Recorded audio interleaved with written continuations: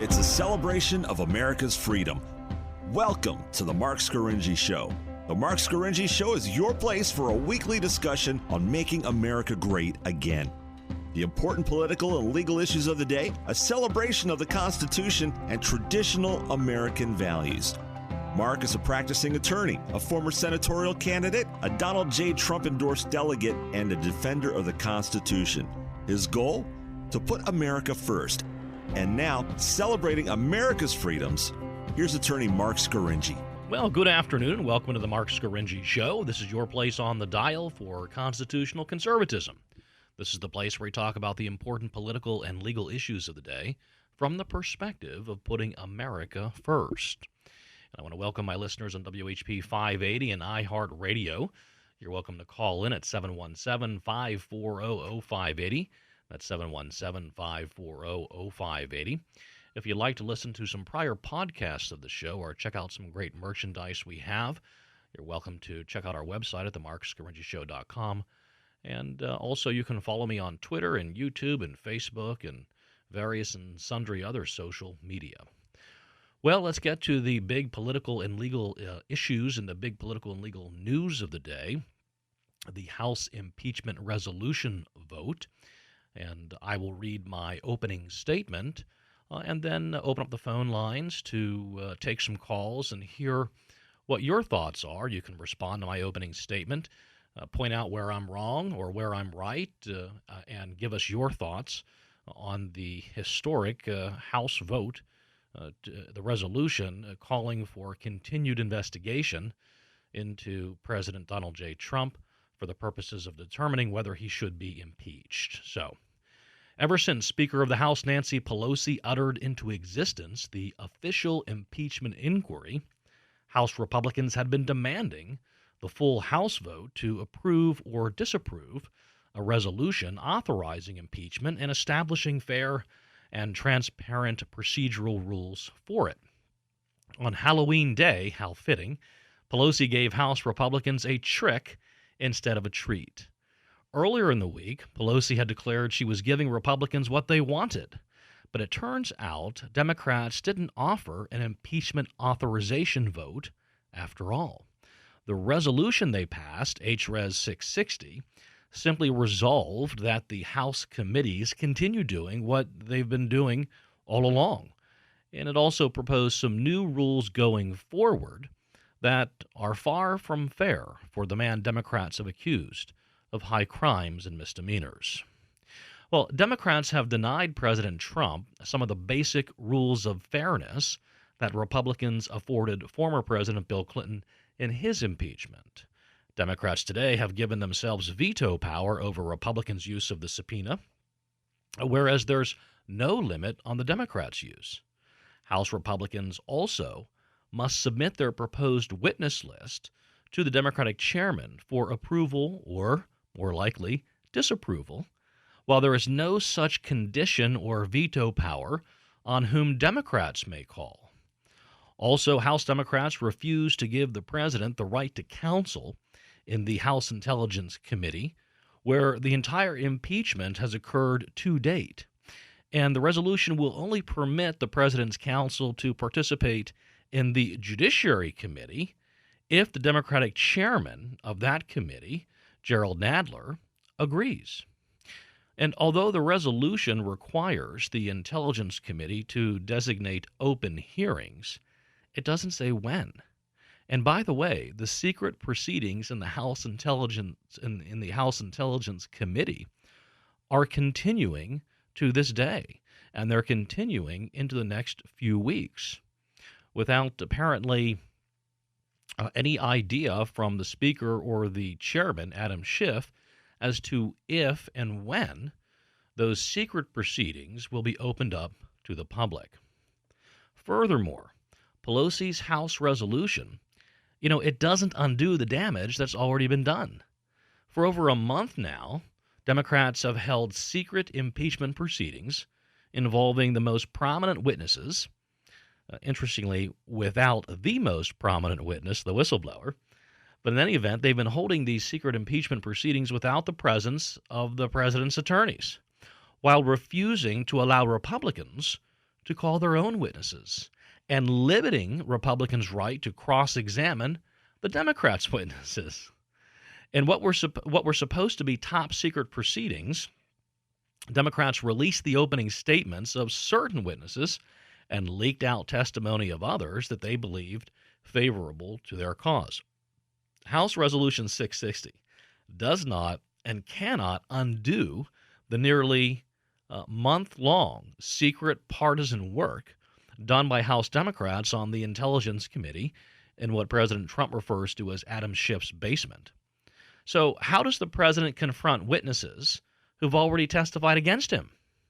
And how does one cross-examine a leak? These are some of the challenges that the president has in front of him that the House resolution passed on a strictly partisan party line vote does not address. Nancy Pelosi's chicanery involving the impeachment vote is nothing new to House Democrats. House Intelligence Committee Adam Schiff, remember, he infamously kicked off the impeachment inquiry by simply making up words the president allegedly said during his telephone call with Ukrainian President Volodymyr Zelensky.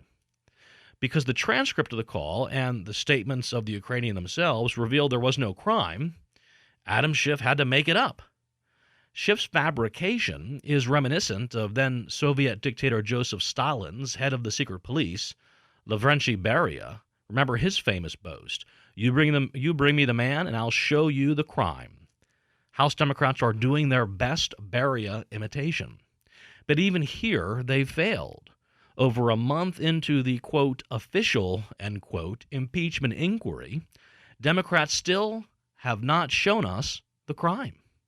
Democrats cannot identify one criminal statute Trump purportedly violated. So what's this all about?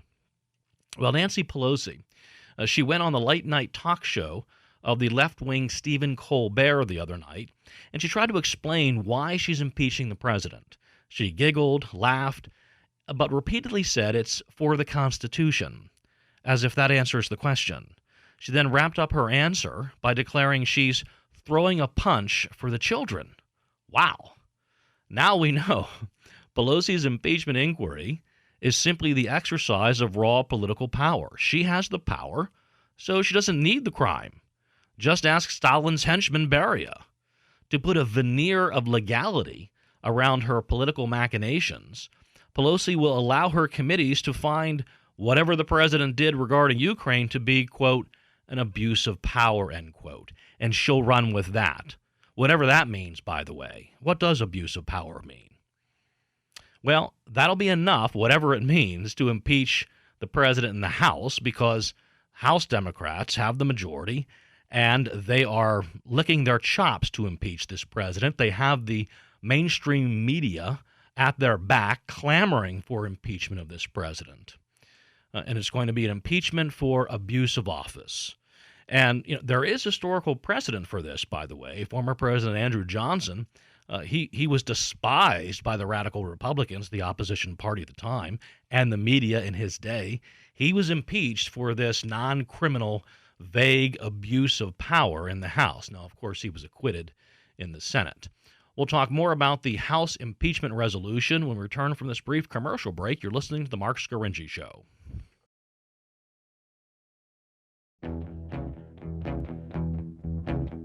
Now, more of Mark Scaringi on News Radio WHP 580. And welcome back to The Mark Scaringi Show, your place on the dial for constitutional conservatism. Here we talk about the important political and legal issues of the day from the perspective of putting America first. We're talking about the Speaker of the House, Nancy Pelosi's House Resolution 660 that received a purely partisan vote. Actually, there were two Democratic defections to the Republican side. Every single Republican voted against this particular resolution.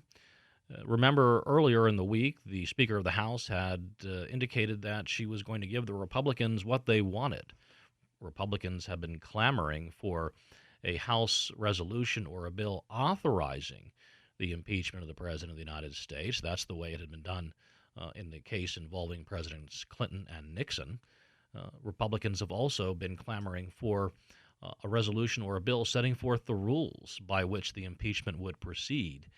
giving the Republicans and the president, who is the accused in this case, the same rights that President Clinton had back in 1998 when he successfully defended himself in the Senate.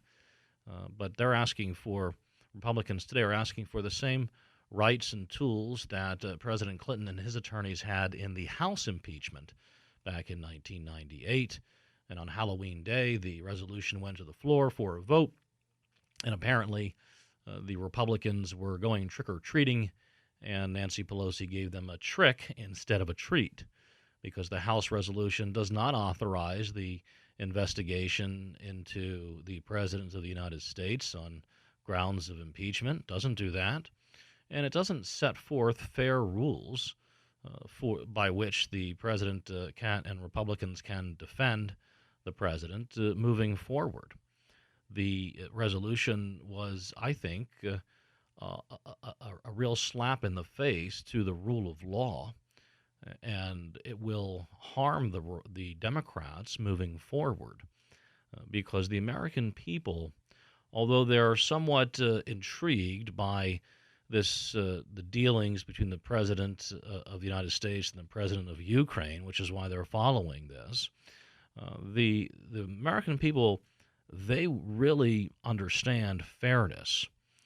And if they get the sense that what Democrats are doing to the Republicans and to the president is unfair, that is really going to bite the Speaker of the House and the Democratic Party, and you know what.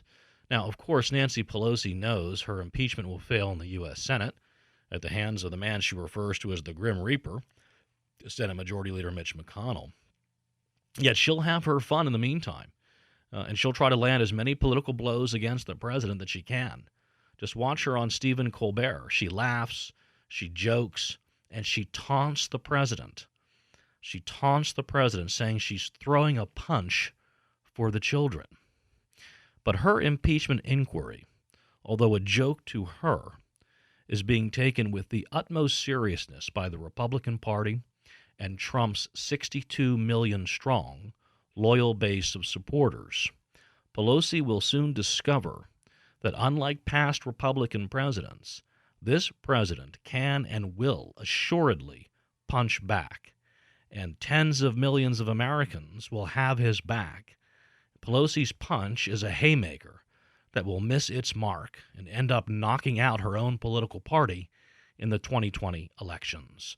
So there you have my opening statement. You're welcome to call in and agree if you like, disagree if you like. Give us your thoughts on the House impeachment resolution that was just voted by a majority, all Democrats save two, and opposed by all Republicans. You're welcome to call in 717-540-0580. We'll open up the phone line, and here we'll take a call. Candace Walker from Gettysburg. You're on the Mark Scaringi Show. Hello? Yes, Candace, you're on the Mark Scaringi Show. Go ahead. Hi. I agree with everything you just said, so that's fine. But I'd like your opinion on Senate Bill 1011, Marcy's Law, that we're going to be voting on next week. Well, Marcy's Law, I put out a post on the Scaringi Law lunch break, and you can check it out on the Scaringi Law Facebook, and you can check it out on the Scaringi Law YouTube. And I'm imploring the people of Pennsylvania to vote against Marcy's Law, to vote no on Marcy's Law. If you take a look at the proposed amendment, it purports to, well, it would, if it's voted in favor of, give certain constitutional rights to victims of crimes. And my point is, I've raised a couple of points. One is, crime victims in Pennsylvania already have statutory rights. We have a statute in Pennsylvania, the Crime Victims Bill of Rights. And my point is, if there are any areas of that bill that are deficient, that are not properly addressing the needs and rights of victims in criminal proceedings, then the statute should be amended. And the General Assembly amends statutes all of the time. All you need is a majority vote. And you would have public hearings. The stakeholders would present their evidence and their testimony. Members of the General Assembly and the people of Pennsylvania could hear the pros and cons of each proposed amendment, and then the members of the General Assembly would vote. And if they believe changes need to be made, they'll vote them by majority vote. The statute will be amended. Amending the Constitution is a very different matter. First of all, it's very hard to amend the Constitution. So if Mary's Law is voted in favor by the people of Pennsylvania, it will amend the Constitution, and then it will be very, very difficult to change what they will have put into place through the constitutional amendment. So that's point number one. Point number two is if you read the text of the proposed Marsy's Law constitutional amendment, the words are very broad and vague. For example, the proposed amendment says that victims have the right to dignity and respect. And those are very broad words. Those are vague words. Who really knows what those words mean? And when you're writing law, you have to be narrow and precise. And the words have to have plain meaning, and they have to be able to be carried out. So when you have very broad and vague words or text in a statute or in a constitution or an amendment to one, then you kind of drift away from the rule of law into the rule of judges, because judges will interpret those words, dignity, respect, protection is another word in there. The judges will interpret those words according to what they think they mean in any given case. And so now you have rule of judges instead of the rule of the law. And the third main point, and then I'll let you get back in here, is the Constitution is designed to protect the rights of the accused against the power of the state. In the U.S. and federal Constitution, we have many protections of our individual rights for whenever the government comes to us and says that it wants to take away our life, our liberty, our property. So that's the purpose of the Constitution. It gives us the right to counsel, the right to bail, the right to speedy trial, the right to confront our witnesses, because there's so much at stake, because we're going up against the government with its awesome power, its unlimited resources, and the fact that at the end of that case, the government has a jail cell waiting for you, and it can take away your liberty. There are no higher stakes. Marsy's Law gives victims constitutional rights, and that's not really what the Constitution is designed to do. Marsy's Law kind of elevates victims' rights to the same level as the rights of the accused, and in fact, in several instances, it could preempt the rights of the accused. For example, in Marsy's Law, victims have the right to notice and opportunity to be heard in every stage throughout the criminal proceeding. So does that mean if a victim wants to attend a suppression motion, for example, that will mean the victim has that right? So what that's going to do is it's going to clog up the court calendar, and it's going to prolong the criminal justice process, and that infringes upon, or could infringe upon, the fundamental constitutional right of the accused to a speedy trial. So there are just kind of three kind of broad brushstroke responses that I have to Marsy's Law. Now tell me your thoughts, Candace. Candace, are you still there? Yes, I am. Yeah, Can go you ahead. hear me? Yes.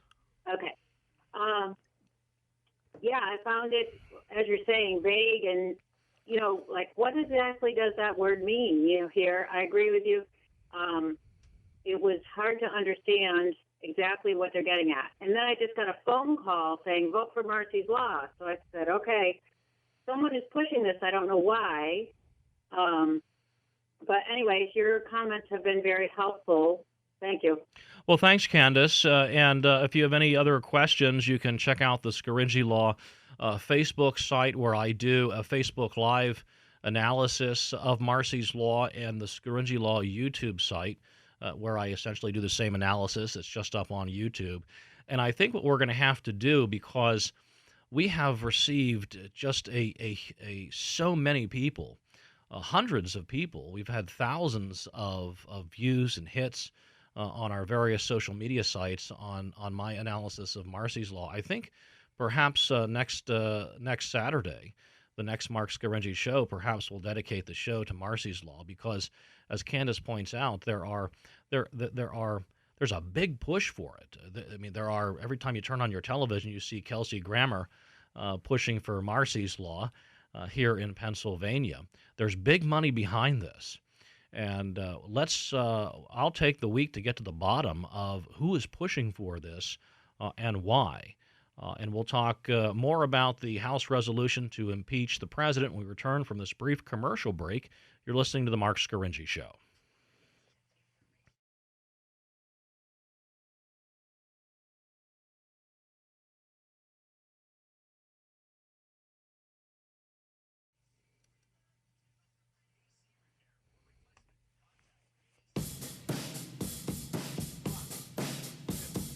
Let's get back to the Mark Scaringi Show on News Radio WHP 580. And welcome back to the Mark Scaringi Show, your place on the dial for constitutional conservatism. This is the place where we talk about the important political and legal issues of the day from the perspective of putting America first. And we were just listening to that Fox News roundup. And how about that Greta Thunberg, that Scandinavian teenage girl who is giving lectures around the world to the most important people in the world about climate change? And isn't it just absolutely remarkable that adults, the most powerful and important people on this earth, are listening to a child lecture them on climate change, who probably doesn't even understand the basic premises in science? That is just remarkable to me. But that's not the topic of today's show, so we'll move on. And we had a call. Candace from Gettysburg asked us about Marsy's Law, and I responded by explaining why I'm a no vote on Marsy's Law and why I think Pennsylvanians who place a great importance on our constitutional rights, on our rights of due process, should vote no on Marsy's Law. And I said that we'd dedicate to next week's show to explaining it, but the thought just occurred to me that Election Day is Tuesday, so that might be a little late. What do you think, JC? So we'll encourage my listeners to vote no on Marsy's Law. If they want a more detailed explanation, to go to the Scaringi Law website, and I've just pulled that, not the website, the Facebook, the Scaringi Law Facebook, and I've pulled up this little Scaringi Law lunch break I did on Marsy's Law, and we've reached almost 4,000 people with almost 2,000 views. So that is getting a lot of attention. I guess there's a lot of confusion out there, and I know as fair-minded people, and the listeners here on WHP 580 are very fair-minded individuals, Democrats, Republicans, liberals, and conservatives. You know, we all want what's best for victims of crime, no question about that. But I think we just need to take a little deeper look and analysis of Marsy. Yes, JC? I was just going to ask you if you had any opinion on the court ruling this week about not even counting the votes until after they deal with the court case. Yeah, well, that's a great point that JC raises, and the Commonwealth Court has ruled on the preliminary injunction aspect of the lawsuit that was filed by the ACLU. And the Commonwealth Court has enjoined the tabulation and certification of the votes on Marsy's Law. So they're simply going to postpone voting. I'm sorry, not voting. Let's be clear. Marsy's Law is on the ballot, and when you get to the voting booth on Tuesday, you can vote for it or against it. I'm advising you vote against it, but you will vote. You can vote. It's simply the injunction. The court order states that the county elections bureaus will not count those votes, nor will those votes be certified until the underlying lawsuit is resolved.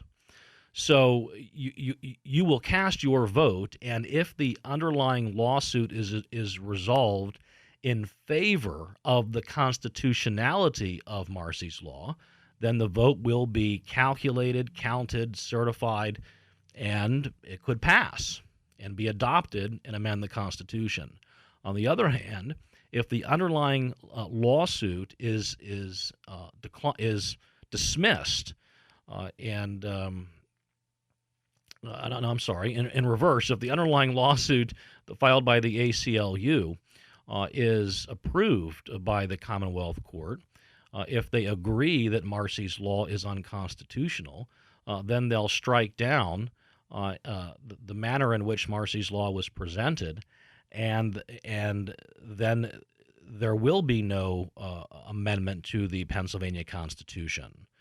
So just to recap on Marcy's law, the Commonwealth Court did enjoin the tabulation and the certification of the votes, not the voting.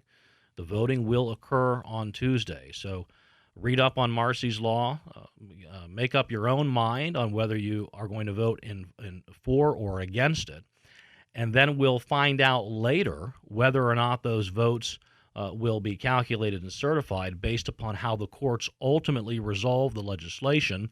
And I'm sure it's on a fast track, and I'm sure it's going to be expedited so they get an answer very, very soon. So that's Marcy's law. If you want more information on the substance of it and why I am urging Pennsylvanians to vote against it, you can check out the Scaringi Law Facebook and the Scaringi Law YouTube. But back to the impeachment of the President of the United States. We gave our opening statement on why we think the Nancy Pelosi gave House Republicans a trick rather than a treat. And Republicans were clamoring for a resolution to authorize the impeachment, in part because they wanted to get House Democrats on record. There are a handful of House Democrats who are in swing seats, who are in districts that were won by President Trump in 2016. So those Democrats are in the hot seat. Some of those congressional districts, the president won by 20 or 30% of the vote. Huge wins for the president, and congressional districts in which incumbent Democrats or new Democrats won. So those Democrats are in a very difficult position, which is, I think, one of the main reasons why Nancy Pelosi refused to actually put together a resolution that called for the authorization of the impeachment of the president.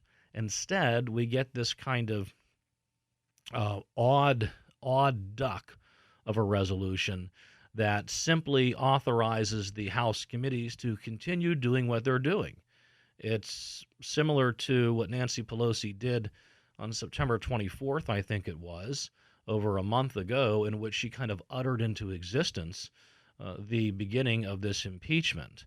And as I opined then on Penn Live and the Harrisburg Patriot News and here on the Mark Scaringi Show, in my view, the Speaker of the House cannot utter into existence an impeachment inquiry that, based upon prior precedent, the precedents used in the impeachments of Bill Clinton and Richard Nixon, the full House of Representatives must vote to authorize the impeachment investigation, and then the investigation is traditionally placed into the House Judiciary Committee, and then it begins its investigation, it begins its hearings.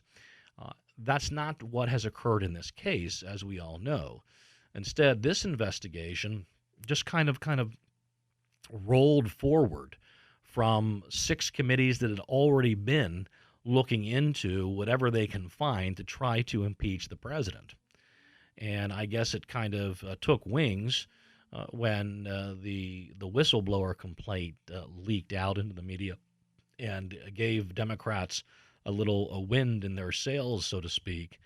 And now it's kind of on steroids, and it's placed in the House Intelligence Committee, where an impeachment inquiry has never been placed before. Why? Well, I think one reason is the House Intelligence Committee is very used to being very secretive. They meet down there, and as President Trump refers to it, as Adam Schiff's basement, and they meet in that highly secretive Schiff facility, and that's designed to try to keep it secret. And that's one of the main reasons why Pelosi has Adam Schiff at the forefront and his Intelligence Committee at the forefront of this impeachment, which, by the way, has nothing to do with matters under the jurisdiction of the Intelligence Committee. This has nothing to do with intelligence gathering or intelligence collection. This is simply a foreign policy matter where you have the President of the United States, who has a very different take on foreign policy than many of our past U.S. presidents, and of course most of the deep state, most of the men and women who serve in the State Department and in those national intelligence agencies, from the CIA to the NSC to the FBI and others. Those individuals have a very different view of the world, where America is part of a global empire and it needs to have its reach around the world. It needs to exert its power through its military means, through its monetary means, to continue this globalism. And President Trump ran on a very different foreign policy of putting America first and looking out for the interests of America. President Trump does not like handing out foreign aid to any country, even our strongest allies. He goes over to meet with our NATO partners, and he bashes the Germans and the Brits and the French, our strongest allies, and tells them they should be paying more. And of course, that really gets the dander up of our friends in the deep state and our friends on the Republican and Democratic sides of the aisle, because that's not the way they view America's role in the world. They view America's role in the world as one in which America should continue its global hegemony and should continue to fund every type of globalist structure, from NATO to the United Nations to the World Trade Organization on down the list. And this president rails against that, and the deep state is fighting back. And they are very upset that they no longer have control over U.S. foreign policy, that you have a president who's basically ignoring these high-ranking members of the State Department who believe themselves to be experts on foreign policy, believe themselves to be experts on U.S.-Ukrainian foreign policy and U.S.-Russian foreign policy.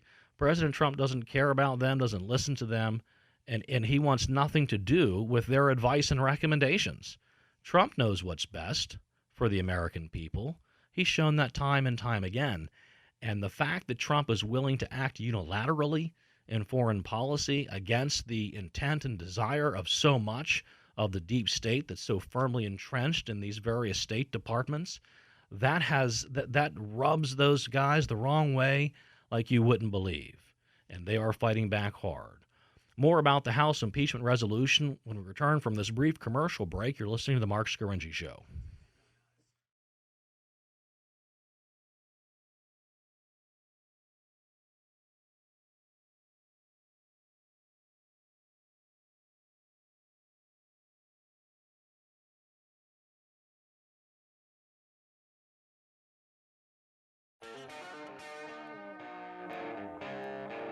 Now back to the Mark Scaringi Show on News Radio WHP 580.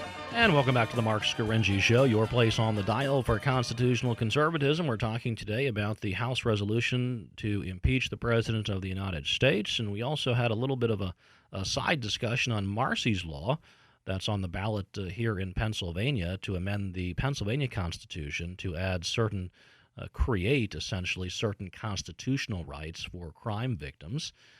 My advice on Marsy's Law is to vote no. And there was a question about the recent Commonwealth Court decision, and that is just a preliminary decision. And that decision came out just a few days ago that will prevent the tabulation and certification of the votes pending the resolution of the underlying lawsuit that's been filed against Marsy's Law challenging its constitutionality. But the vote will still occur. You will still have your right to vote for or against Marsy's Law on Tuesday. So make sure you go out and exercise your right to vote. And my opinion, my advice, take it if you will, reject it if you want, is to vote no on Marsy's Law. For further reason and explanation and analysis, you can check out the Scaringi Law Facebook or Scaringi Law YouTube where I give my thoughts on Marcy's law. We're also talking about the House resolution to impeach the president and how it's not quite that. This is not a resolution authorizing impeachment. This is simply a resolution setting forth some rules for only some of the committees, by the way. That's a point that's not been reported very much. That, first of all, if you've read the resolution, House Res 660, it's really short. And it only pertains to the House Intelligence Committee, and then it pertains a little bit to the House Judiciary Committee. But there are 6 committees that Nancy Pelosi said are investigating allegations in favor of impeaching the President of the United States. And strangely, this House resolution only pertains to 2, and it pertains more to the House Intelligence Committee than it does to the House Judiciary Committee. One other point about the House resolution and how the Democrats are being less fair to President Trump than House Republicans in 1998 were to former President Bill Clinton. And I think that's going to harm the Democratic Party moving forward, as I've explained. Speaker of the House Nancy Pelosi is doing somewhat of a whirlwind tour on her impeachment efforts. She appeared on Late Night with Stephen Colbert, laughing and giggling and having a grand old time. And then she would laugh and giggle and then immediately correct herself and say, oh, no, this is very serious. This is very sincere. We're being very somber. This is not something we want to do. I mean, that is just a laugh itself. The American people know that Democrats have been chomping at the bit to impeach this president. For Nancy Pelosi to say that this is a very somber thing that Democrats don't want to do just doesn't even pass the laugh test, considering she's actually laughing, physically laughing as she's saying this. So you got to Google Stephen Colbert, The Late Night Show. Nancy Pelosi was on, I believe, last night, and just watch her performance. Watch how she tries to explain why it is that she's impeaching the president. She says it's for the Constitution. And then, whatever that means, who knows what that means? And then she says, well, she's throwing a punch for the children, which is a little different because typically when Democrats try to explain why they're proposing something that is typically harmful to the republic, they will say they're doing it for the children. It's always for the children. Meanwhile, it takes away rights you and I have. It infringes upon our freedoms and our liberties. It reaches into our pockets deeply and takes more money out of them and gives it to the government. But it's always for the children. But this time, Nancy Pelosi put a little twist on it. This time, she's throwing a punch for the children. How about that language from the Speaker of the House? Isn't a punch an assault? If you punch someone that's not in self-defense, isn't that a crime? Is Nancy Pelosi, is she encouraging physical assaults by saying she's throwing a punch for the children? I think that's wildly inappropriate language for the Speaker of the House, who's kind of unilaterally conducting an entirely partisan impeachment process that she knows will lose. She knows she's going to lose in the Senate. So this is just done for political posturing, for political theater, and she's doing it to do as much damage to the president as she can as he moves into re-election mode. And I think it's going to backfire tremendously. And she won't even commit.